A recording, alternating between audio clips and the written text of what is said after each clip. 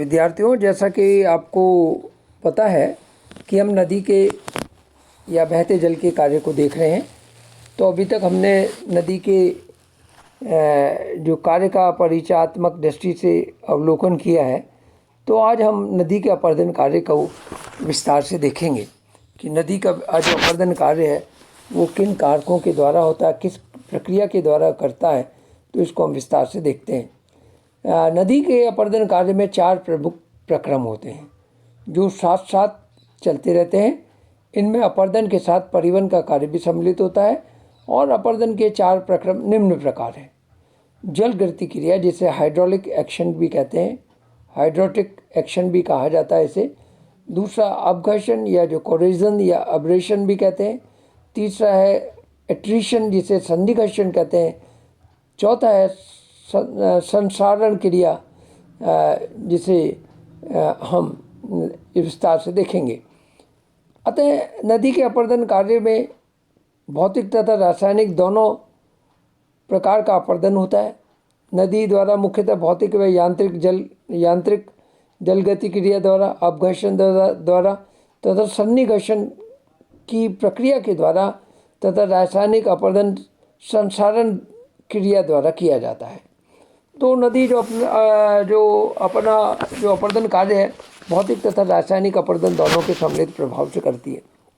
अब हम इसको विस्तार से देखेंगे कि जल दाब क्रिया या जल गति क्रिया, जिसे हाइड्रोलिक एक्शन जिसे कहा जाता है।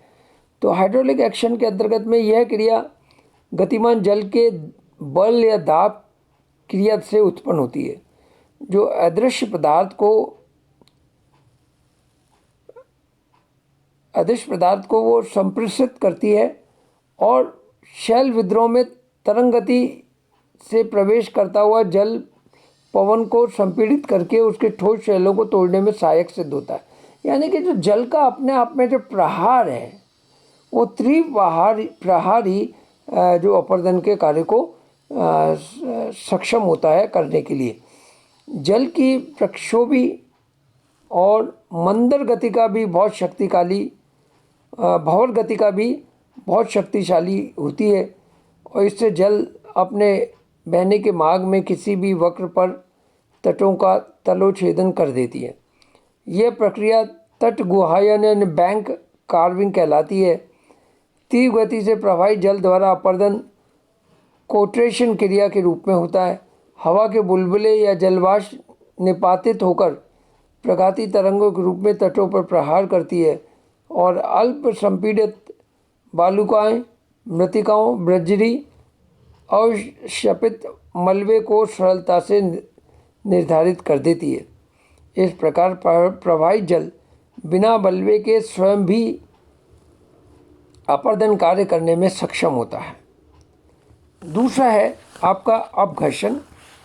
अपघर्षण से आशय जल में जो मलबा है वो एक औजार की तरह कार्य करता हो, इसके तली पे किनारों पर वो घर्षित करने का कार्य करता है।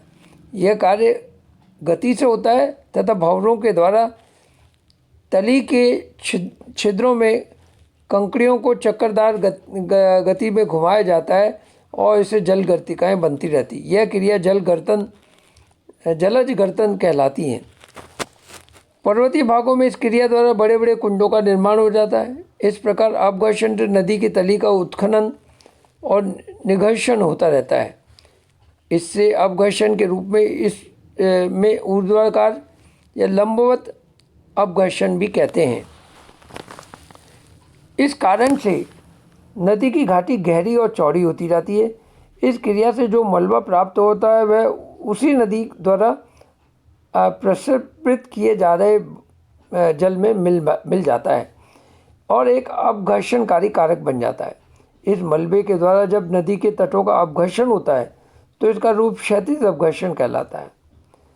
ऊर्ध्वाकार अपघर्षण प्राय रुक जाने से है और नदी के स्लेक वक्र पर बाहर की ओर पार्श्व अपघर्षण होता है तो उसका संतुलन उस मंदगामी जल के वक्र के भीतरी पार्श्व पर निक्षेपण के द्वारा होता रहता है।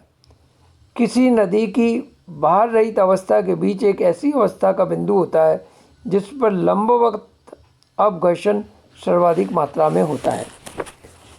तीसरा है जो है वो आपका संसारण क्रिया कहलाती है। कोरिजन या सॉल्यूशन या घोलीकरण जिसे कह लीजिए, यह जल का घोलन कार्य होता है।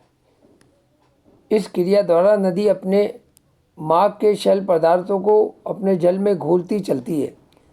नदी के जल की घोलन शक्ति खारेपन, कार्बन डाइऑक्साइड तथा अन्य गैसों के सम्मिश्रण से बढ़ जाती है। जल में इनकी मात्रा शैलों पर निर्भर करती है। विशेषतः चूना पत्थर, डोलेमाइट, लवणीय शैल पदार्थ अधिक घुलनशील होते हैं और अम्लीय जलों में बड़ी तेज़ी से घुल जाते हैं। फिर किस नदी में घुले हुए पदार्थ का सबसे अधिक भाग उस भूमिगत जल द्वारा संभारित होता है जो इसमें स्रोत से आकर बहता है। नदी का प्रवाही जल भी तली की शैलों और पार्श्वों की शैलों में से घुलनशील पदार्थ को अपने अंदर घोलता हुआ चलता है तथा परिवर्तित हो रहे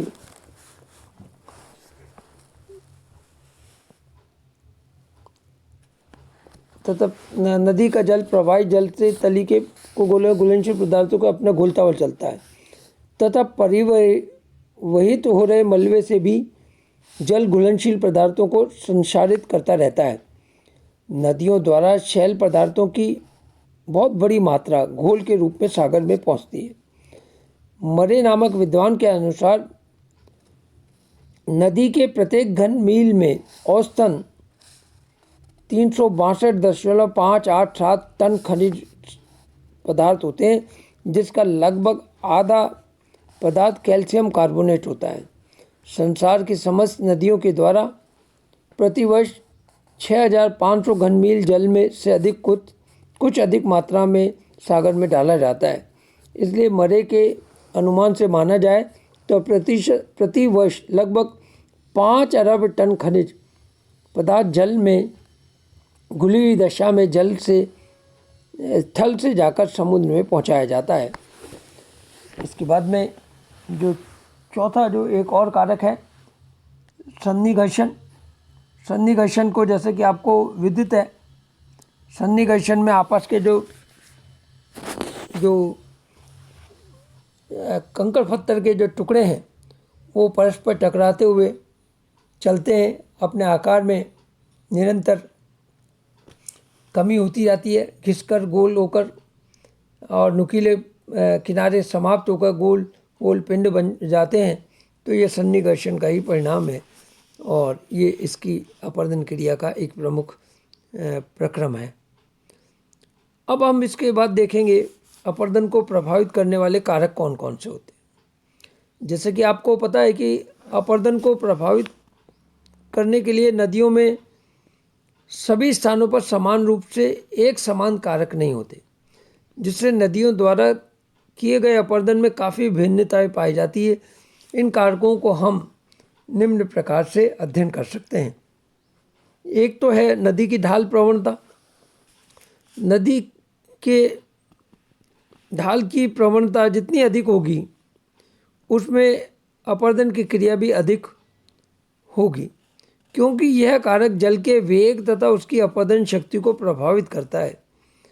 पर्वतीय क्षेत्रों की नदियों में ढाल प्रवणता अधिक होने के कारण पदार्थ या मैदानी भागों की अपेक्षा अपर्दन क्रिया अधिक प्रभावशाली रहता है।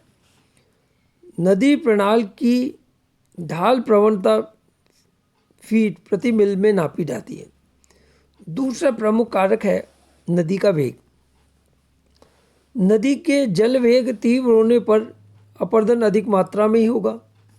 इसके विपरीत कम वेग होने से अपर्दन की क्रिया कम होती है। वेग का मुख्यतः 3 कारकों पर निर्भर करता है, जो